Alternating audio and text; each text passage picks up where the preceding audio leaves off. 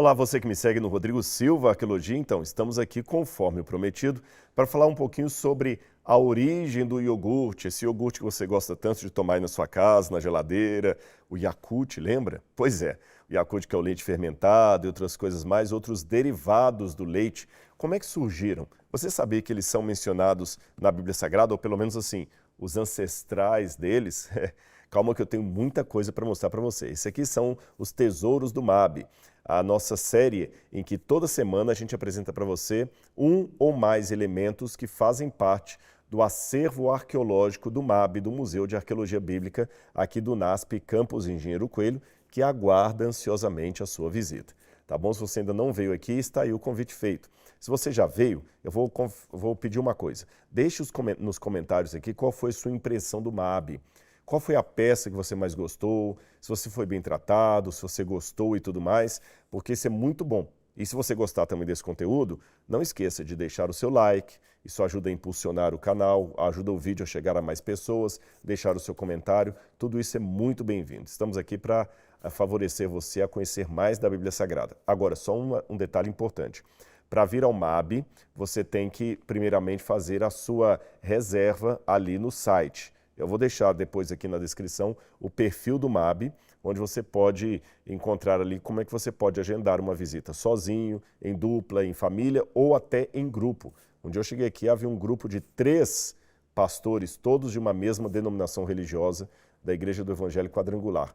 Então você vê que coisa boa, né? Dá para a gente poder receber muita gente aqui, mas tem que ser agendado, tá bem? Ainda bem, significa que o museu está sendo muito bem visitado. Hoje que eu estou gravando esse vídeo para você, é o dia em que o museu está fechado para trabalhos internos. Senão, seria impossível gravar essa mensagem, esse vídeo, tá certo? Vamos falar então sobre o iogurte. Existe uma polêmica, há várias versões sobre a origem do iogurte. Alguns falam, por exemplo, que foram os habitantes dos Balcãs que, juntamente com os turco-otomanos, trouxeram o iogurte para a Europa a partir do 7º ou 8º século de nossa era. Outros dizem que, na verdade, o iogurte já vinha desde a época grega, quando, por exemplo, os viajantes, ao levarem leite de um lugar para o outro, o leite acabava ficando ali muito tempo dentro de vasilhames de couro, como este que eu vou mostrar para você, e o contato ali com o animal e outras substâncias provocava bactérias que transformavam o leite em iogurte. É uma história, é uma ideia, uma versão. Galeno, um dos grandes pioneiros da medicina, no 2º século a.C., ele já recomendava o uso de iogurte como método de cura, como medicamento. E havia uma vantagem, porque como o leite seria fermentado fora do corpo humano, isso traria benefícios. Agora, na pirâmide do desenvolvimento do leite até virar o iogurte que nós conhecemos hoje, está um outro elemento que eu gosto, mas tem muita gente que não gosta. Eu estou falando da coalhada. Inclusive aqui no estúdio tem gente aqui que não gosta da coalhada. Mas tem gente que já prefere, tem gente que come a coalhada crua mesmo, crua não, sem sabor mesmo, ela é amarga, ela é azeda. Outros colocam ali um pouco de mel, açúcar, enfim. Na base dessa transformação está a coalhada. E a coalhada era uma maneira que eles tinham de fazer com que o leite prolongasse. Lembra, estou falando antes do período de Louis Pasteur, então ninguém sabia nada de pasteurização, não havia esse elemento de fervura e tudo mais. Então eles permitiam que o leite, geralmente leite de cabra, havia pouca vaca na época, porque eu estou falando do Oriente Médio, e quando você fala de Mesopotâmia, de Egito, de Península do Sinai, de Canaã, da Síria, de povos vizinhos ali, os edomitas, a maior parte desse território é desértico. Então você não tem pastagem suficiente para grandes e grandes e grandes rebanhos de gado, de vaca e boi. Geralmente, muito menos de búfalo ou qualquer animal de grande porte. Geralmente eles tinham animais pequenos, cabras e ovelhas. E as cabras e ovelhas é que produziam 80% a 90% do leite que as pessoas comiam. Então, logo que descobriram, por exemplo, a manufatura do leite para transformá-lo em queijo, isso foi uma coisa que revolucionou, porque é como se você agora preservasse aquele queijo por muito tempo. ou aquele leite, melhor dizendo. Você sabe, num ambiente assim tão quente, um leite, depois de tirado, quanto tempo que ele dura em temperatura ambiente sem estragar, sem talhar? Você vai jogar o leite fora?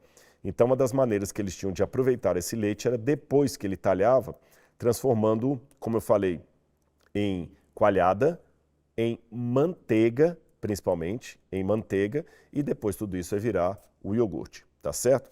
Então vamos ler aqui uma ocasião, lá no período do bronze médio, quando o patriarca Abraão recebeu anjos em seu lar. Isso foi por volta do 18º século antes de Cristo. Eu vou ler para você. Gênesis capítulo 18, quero ler do versículo 5 em diante.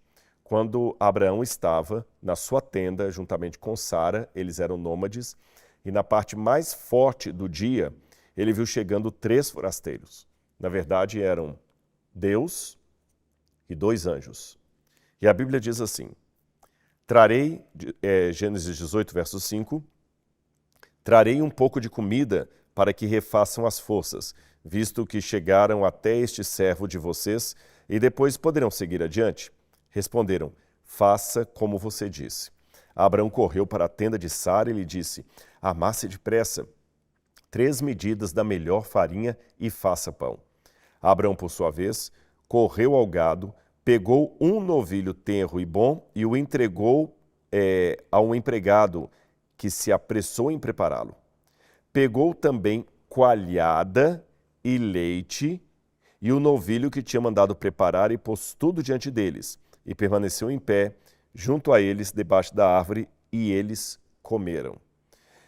Alguns elementos interessantes aqui. Em primeiro lugar, até hoje, no Oriente Médio, eles servem carne com coalhada, exceto, é claro, no ambiente judaico. Nós temos aqui um problema porque as leis kasherut dos judeus, que são as leis de alimentação, entendem que você não pode ter leite e carne na mesma refeição. Eles têm essa interpretação que é rabínica, com base naquele versículo que diz, não cozerás o cabrito no leite da sua mãe.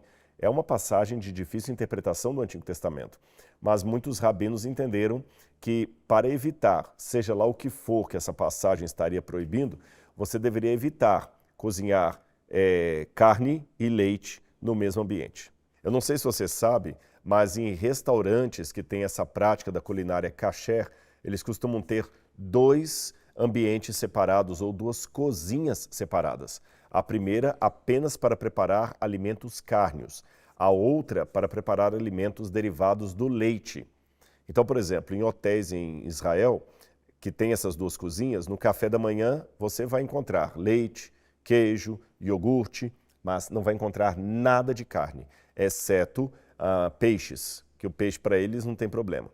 Quando você for jantar naquele mesmo restaurante, você vai ter a comida preparada numa outra cozinha. Aí você vai encontrar carne, mas não vai encontrar queijo, por exemplo.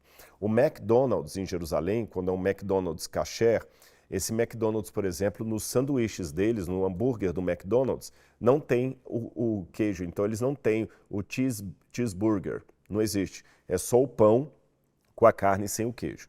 Talvez alguns vão achar isso fanatismo, não tem nada a ver, mas é a cultura dos judeus. E até uma pergunta que alguns podem fazer é, mas se judeu não pode comer carne com leite, nem preparar isso na mesma refeição, como é que Abraão aqui serviu carne com coalhada? Aí os rabinos dão múltiplas respostas. Uma delas é que Abraão viveu antes da lei de Moisés. A outra resposta seria que Abraão apenas preparou, mas ele não comeu. E assim por diante. Depois eu posso até fazer um vídeo explicando melhor esse texto e qual seria a explicação dele. Mas para os judeus isso é tão sério que até a faca que corta um pedaço de queijo não pode ser usada para cortar um pedaço de carne e assim por diante. Mas aqui, na receita de Abraão, tinha os 2 elementos. E como eu estava contando antes de entrar nessa digressão para explicar a cultura judaica, eu já comi carne com coalhada muitas vezes no Oriente Médio e eu afirmo, é muito gostoso. Eu lembro, por exemplo, em Dubai, com a Laura, eles serviram lá uns hambúrgueres assim e a coalhada por cima, e você mistura aquela carne com a coalhada, fica muito saborosa, muito apetitosa. É a cultura deles até os dias atuais. Em árabe, eles chamam coalhada de labneh. Labneh. Os judeus já têm um outro nome. Na Bíblia é remá. Remá é como fala coalhada no hebraico da Bíblia. No hebraico moderno é karish. Karish é coalhada no hebraico moderno. Na Bíblia é remá, tá certo? E aqui Abraão serviu então remá com carne de novilho e também com leite. Eu tenho aqui um recipiente que é para preparar a coalhada nos tempos antigos. Olha que interessante esse recipiente. Ele é de couro, já está endurecido aqui porque é bem velho, e beduínos usam muito isso aqui nas suas tendas. Quando chega alguém para visitar um beduíno, e só para que você saiba, beduínos são aqueles árabes que vivem no deserto, que têm práticas e comportamentos ainda semelhantes à época do Antigo Testamento. Então é muito comum eles servirem para o visitante, num dia quente, coalhada salgada. Aí o sabor talvez não seja muito aprazível para quem está acostumado com a culinária ocidental, mas é até uma maneira de refrescar o corpo. Então eles põem a coalhada aqui dentro desse recipiente e também colocam sal. E para preparar a coalhada, você sabe que a coalhada, que é ancestral do iogurte, é apenas o leite batido várias vezes. Se você bater demais, o leite vira manteiga. Se você bater menos, antes dele atingir o ponto de manteiga, é uma coalhada. E quando você pega a muda e aí você tem outras bactérias, você faz o iogurte, que vai ser uma invenção mais moderna. Então, quando eles pegam isso aqui e colocam o leite de cabra, eles sacodem bastante isso, depois é só tirar a tampa e colocar ali para a pessoa poder beber aquilo ali ou tomar, porque dependendo da consistência pode parecer como se fosse quase um iogurte mesmo, mais líquido ou mais cremoso, tá bem? Eu tenho essa aqui que veio lá da região do Oriente. Aliás, já que eu falei que era justamente o leite batido aqui que virava coalhada, olha que interessante a maneira até jocosa com que Provérbios capítulo 30, versículo 33, fala a respeito disso.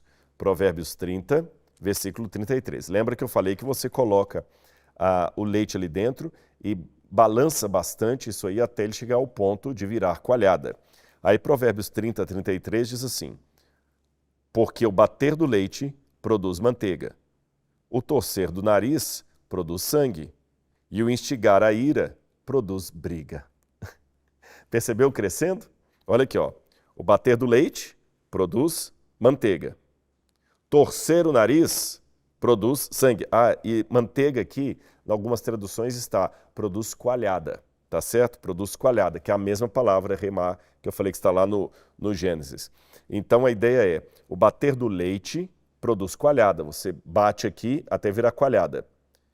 O torcer do nariz produz o sangue. O que é o torcer do nariz? A pessoa que fica arrumando encrenca, confusão, faz assim pro outro, sabe? Isso é terrível.